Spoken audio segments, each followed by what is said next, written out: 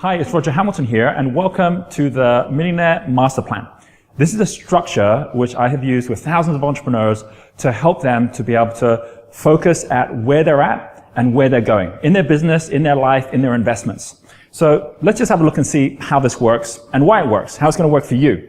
Millionaire Master Plan, think of it like a map, a little bit like if you're kind of lost in a new city, if you're trying to work out, how to get from one country to another country, that whatever it is that you're looking to do, when you got a map, life gets easy. And this is not just a map in terms of two-dimensional. This is a map of a building. I studied architecture, and one thing that I learned is you might have the plan of a building, but if you don't know which floor it's on, you might be getting an entirely different view at a higher floor compared to a lower floor. And this is exactly what happens when we read a book or we get some advice. We're all at different levels. So knowing what level you're at, as well as exactly which side of this lighthouse, which is what I call it. This is called the Wealth Lighthouse. Knowing exactly which side you're on so you can see what the view is, knowing exactly what level you're at allows you to see exactly what the next steps are that you need to take. So as we go through this, you're going to find that this has a number of different key parts to it. The first thing is it has a floor plan, which is square. And that square has got 4 different types of geniuses, which are all about who you are. It's about your natural path, because someone like a Bill Gates has got a very different natural path than someone like a Warren Buffett.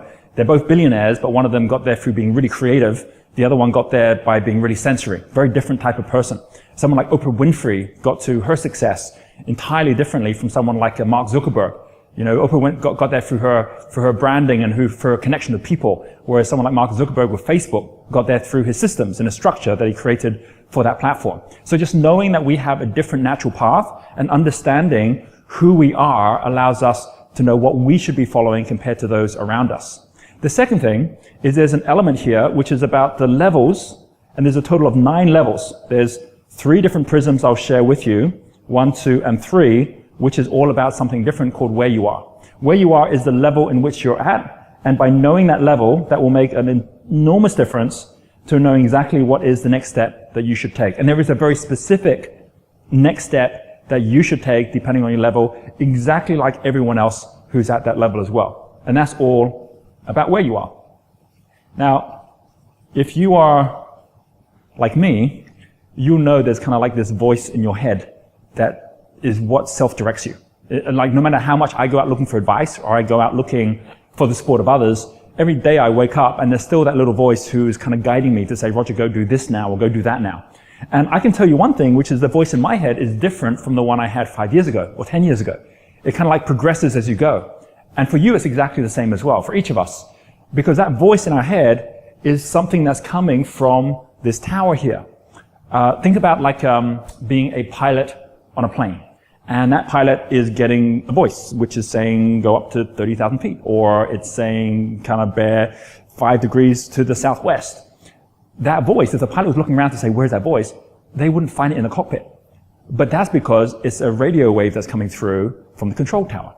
And that voice is coming from the control tower where they've got all the controls and they're actually spotting and seeing exactly where that plane is. So as that plane is kind of flying through the sky, the control tower is seeing not just that plane, but all the other planes as well. This is something that Carl Jung called the collective unconscious, that we all have got a part of the same unconscious, and by us actually being at the same level as someone else, we kind of tune into them in a particular way. So by just thinking about it in that way, you have a way to upgrade that little voice in your head, just as I do too, and that's one of the most important things. Not just how do I get direction, but how do I get self-direction, so I can support myself on a day-to-day basis. So let's just walk through the basics of this so we can see how it works. First of all, let's just talk about our genius. Your genius is linked to the 4 seasons. And I can draw this and draw this square down if you'd like to as well. We have spring, we have summer, and we have autumn and winter. And there's a cycle in everything, whether it's in the actual seasons of the earth or whether it is the seasons in our industry or even seasons in our business or in our relationships, which always go through these 4 cycles. Some of us have a genius, and there's a simple test you can do online called the genius test, and we find that we have a dynamo genius, which means that we have our head in the clouds. Someone like Steve Jobs, Bill Gates, all of them got to their success through a Dynamo genius, which is coming up with new things. From Dynamo genius, some of us might find actually we're more of a Blaze genius. This is the difference of someone who is always asking the question, what, compared to someone who is always asking the question, who? Because it's all about the people. And then we'll find that there are some people who are not idea smart as much or as people smart as much, but are very sensor smart, which is not head in the clouds, it's ear to the ground.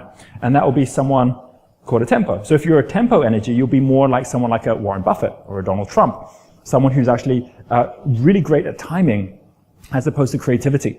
And through those senses or through service, they have a very different focus at what they're looking at and how they're looking at it. This here is all about the when and the where, which is about grounding. And then you'll have here the final one of the three, which is called steel. And if you're a steel genius, you're system smart as opposed to sensor smart. This is the opposite. Instead of extrovert, it's more introvert. And this one here is always asking the question how, which is why they're so good at systems.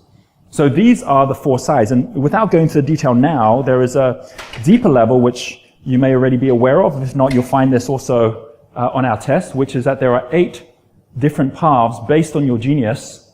And those 8 paths are the 8 paths that anyone who's ever got to success in their wealth have followed. You have got the creator who is dynamo and always creating new products, you know, like a Richard Branson or like a Walt Disney. You have got a star who is someone like an Oprah Winfrey, really great with brand, much more than just with products. You'll have a supporter who's someone who's a great leader, like a Jack Welch, who's really great with people, which is all about the who, or deal maker like Donald Trump, which is all about the timing as well as the people. Or you'll have here someone like a trader who is really great at timing, someone like a George Soros who made his billions without even having to create anything, but just trading the products of others. Warren Buffett's an accumulator, more on the introvert side. Lord is someone like a Larry Page or a Rockefeller who's really great at cash flow or systems, and then the actual creator of the systems themselves here on the introvert side, someone like a Mark Zuckerberg, someone like a Ray Kroc with McDonald's is here really great as a mechanic. Right? So each one of these, whether it's creator, star, supporter, deal maker, trader, accumulator, Lord, or mechanic, each one of these has got a different path that they follow, and you can't follow all the paths because they've got different rules. Just like basketball has a different rule from football. I mean, like, you know, one of them you kick the ball, the other one you pick it up. And by understanding what your game is, it allows you to be able to really focus at that game.